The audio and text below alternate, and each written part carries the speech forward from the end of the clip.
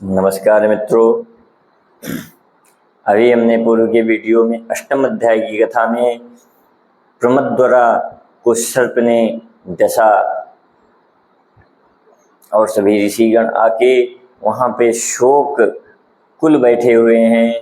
अतः इसके आगे की कथा हम इस वीडियो में नवम अध्याय में सुनेंगे।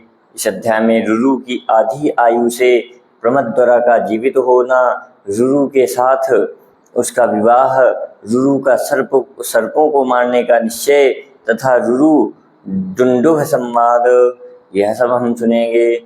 मित्रों, चैनल को सब्सक्राइब कर लीजिए, वीडियो लाइक करिए, शेयर करिए। आइए वीडियो देखते हैं और कथा सुनते हैं। ओम शौतिरुवाच तेषु तत्रोपविष्टेषु ब्राह्मणेषु महात्मसु रुरुश्चुक्रोश गहनं वनं गत्वातिदुःखितः शोकेनाभेतासोऽथ विलपन् करुणं बहु अब्रवीदवचनं शोचन् प्रियां स्मृत्वा प्रमद्वरां शेते सा भुवि तन्वङ्गी मम शोकविवर्धिनी मान्धवानां च सर्वेषां किं नु दुःखमतः परम्। अब गृहस्थर्वा जी कहते हैं, सौनक जी वे ब्राह्मण प्रमद्वार के चारों ओर वहां बैठे थे। उसी समय रुरु अत्यंत दुखित हो गहन वन में जाकर जोर जोर से रुदन करने लगा। शोक से पीड़ित होकर उसने बहुत करुणाजनक विलाप किया और अपनी प्रीतमा प्रमद्वरा का स्मरण करके शोक मग्न होकर इस प्रकार बोला, हाय वह कृशांगी बाला मेरा तथा समस्त बांधवों का शोक बढ़ाती हुई भूमि पर सो रही है। इससे बढ़कर दुख और क्या हो सकता है। यदि मैं दान दिया हो, तपस्या की हो अथवा गुरुजनों की भली भांति आराधना की हो तो उसके पुण्य से मेरी प्रिया जीवित हो जाए। यथा चा जन्म प्रभृति यथात्मा धृतव्रतः प्रमद्वरा तथा समुत्थित भामिनी। यदि मैंने जन्म से लेकर अब तक मन और इंद्रियों पर संयम रखा हो और ब्रह्मचर्य आदि व्रतों का दृढ़ता पूर्वक पालन किया हो तो यह मेरी प्रिया प्रमद्वरा अभी जी उठे। कृष्णे विष्णु ऋषिकेशे लोक से सुरविदुषौ यदि मे निश्चला भर्तिर्मम जीवतु सा प्रिया।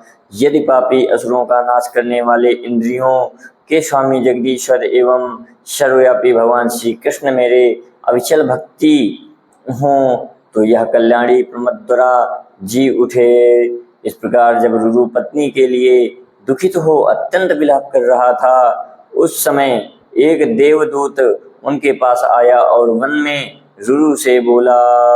देवदूत उवाच अभिधत्से हयद्वाचा रुरु दुःखे तन्मसा यतो मत्सस्य धर्मात्मन्नायुरस्यति गतायुषः गतायुरेषा कृपणा गन्धर्वाप्सरोऽसुताः तस्माच्छोके मनस्तात मां कथास्तुम कथंचन। धर्मात्मा रुरु, तुम दुख से व्याकुल हो, अपनी वाणी द्वारा जो कुछ कहते हो वह सब व्यर्थ है, क्योंकि जिस मनुष्य की आयु समाप्त हो गई है उसे फिर आयु नहीं मिल सकती। वह बेचारी प्रमद्वरा गंधर्व और अप्सरा की पुत्री थी, इसे जितनी आयु मिली थी वह पूरी हो चुकी। अतः तात तुम किसी तरह भी मन को शोक ना डालो।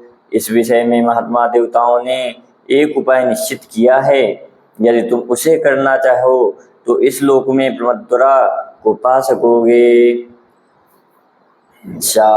रुरुवाच सा उपायः कृतो देवैर्ब्रूहि तत्त्वेन खेचर करिष्येऽहं तथा श्रुत्वा त्रातुर्महति मां भवान्।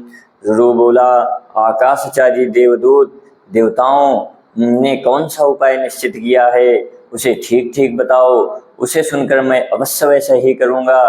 तुम मुझे उस दुख से बचाओ।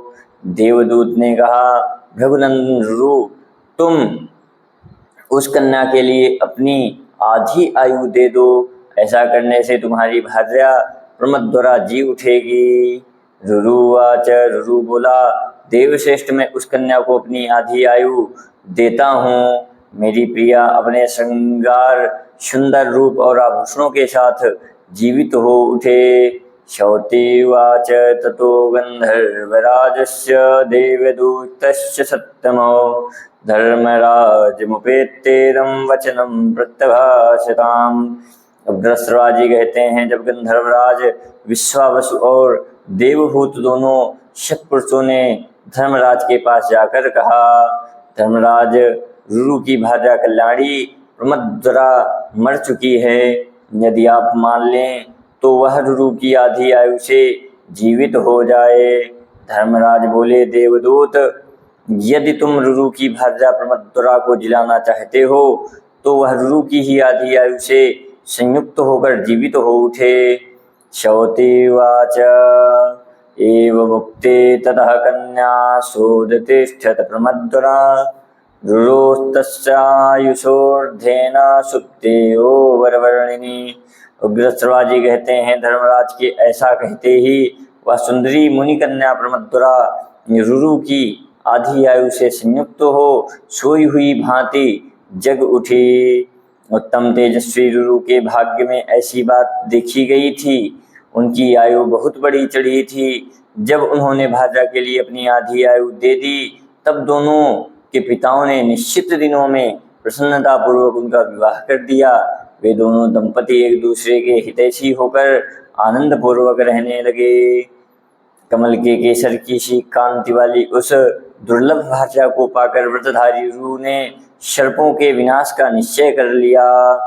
सा दृष्ट्वा जिह्वगाना सर्वास्ति व्रकोपसमन्विता अभिहन्ति यथा सत्वं गृह्य प्रहरणं सदा। वह सर्पों को देखते ही अत्यंत क्रोध में भर जाता और हाथ में डंडा ले उन पर यथाशक्ति प्रहार करता था। एक दिन की बात है, ब्राह्मण रुरु किसी विशाल वन में गया। वहां उसने दुंदुभ जाति के एक बूढ़े सांप को सोते देखा। उसे देखते ही उसे क्रोध का पारा चढ़ गया और उस ब्राह्मण ने उस समय सर्प को मार डालने की इच्छा से काल दंड के समान भयंकर डंडा उठाया। तब उस दुंदुभ ने मनुष्य की बोली में कहा, तपोधन, आज मैंने तुम्हारा कोई अपराध तो नहीं किया है, फिर किस लिए क्रोध के आवेश में आकर तुम मुझे मार रहे हो।